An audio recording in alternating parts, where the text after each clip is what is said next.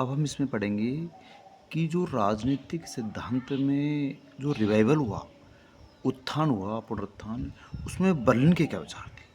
तो पहले तो हम फर्स्ट में पढ़ते हैं बर्लिन की बुक्स। तो बर्लिन की बुक्स का नाम था concept and categories. Concept and categories नामक बुक्स लिखी और उसमें क्या है, रिवाइवल जो संबंधी विचार है वो मिलते हैं। तो पहला है इसमें मूल बहुलवाद, वैल्यू प्लुरलिज्म। तो मूल बहुलवाद में बर्लिन कहता है कि कोई अंतिम मूल्य एक नहीं है बल्कि अनेक हैं। इसको वो नाम देता है मेन्यू अल्टीमेट वैल्यू। अंतिम मूल्य अनेक हैं, स्वतंत्रता, समानता, न्याय, सुरक्षा आदि। दूसरा वो कहता है कि मूल्यों में संघर्ष पाया जाता है, कॉन्फ्लिक्ट ऑफ वैल्यूज। मतलब प्रत्येक मूल्यों में ऐसा नहीं है कोई समानता हो, कोई सामंजस्य हो। इन विभिन्न मूल्यों में भी आपस में संघर्ष पाया जाता है, श्रेष्ठता के लिए बातें की जाती है।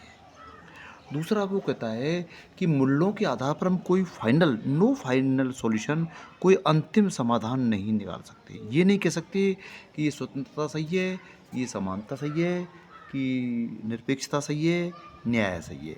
अंतिम समाधान नहीं है। इसके लिए हमको क्या करना चाहिए? टॉलरेंस, सहिष्णुता का समर्थन करना है। तो हम क्या समझे कि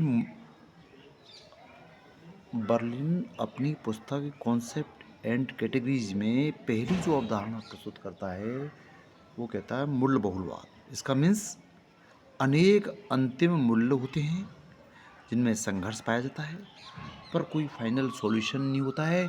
इसके लिए हमको चाहिए कि सहिष्णुता, टॉलरेंस का समर्थन करें, इसमें सभी मूल्यों को समान महत्व दिया जाए। तो ये तो पहला विचार था मूल्य बहुलवाद का। दूसरा, बर्लिन कहता है political theory is not dead. वो कहता है कि राजनीतिक सिद्धांत मृत नहीं हुआ है। जो ये बात चल रही थी कि भाई सेकेंड वार के बाद में राजनीतिक सिद्धांत मृत हुआ है, वो कहता है ऐसा नहीं हुआ है। ये तो केवल एक आलोचनात्मक जो समीक्षा की कमी से दिक्कत आ रही है। तो वो कहता है कि मूल्यों का संघर्ष, वैल्यू ऑफ कॉन्फ्लिक्ट हमेशा बना रहेगा। अर्थात राजनीति में हमेशा मूल्यों का संघर्ष बना रहेगा। दूसरा वो ये कहता है कि राजनीति में सबसे बड़ा प्रश्न व्हाट इज के साथ साथ में व्हाट और टू बी, क्या होना चाहिए, इसका महत्व है।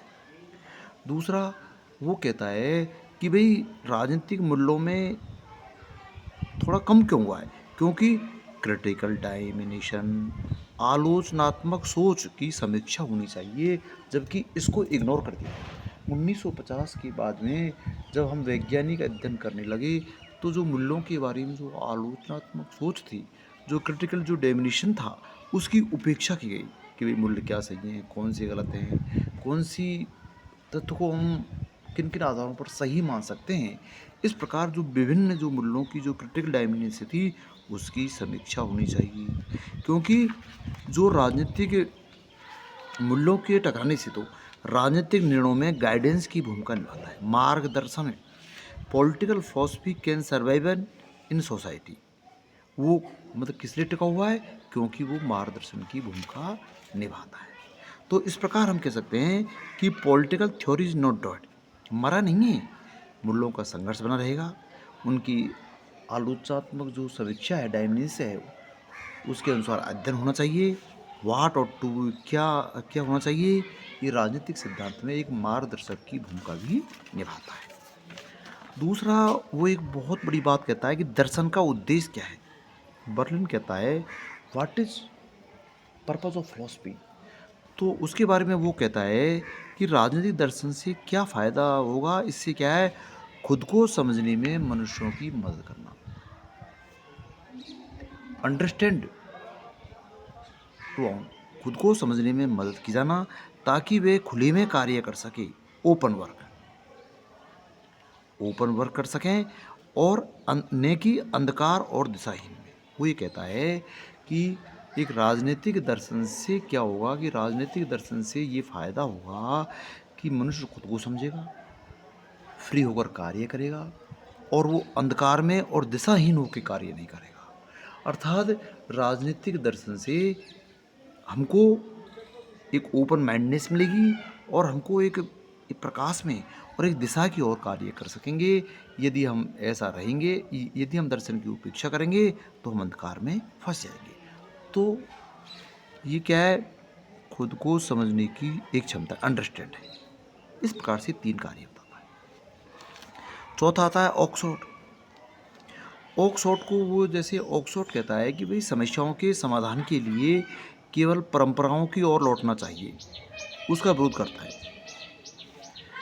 ऑक्सफोर्ड की वो इस बात को नहीं मानता है भाई कि परंपराओं की ओर लौटने से ही समस्याओं का समाधान नहीं हो सकता है। वो तो कहता है कि दर्शन में क्या होना चाहिए, आलोचनात्मक समीक्षा, क्रिटिकल रिव्यू होना चाहिए।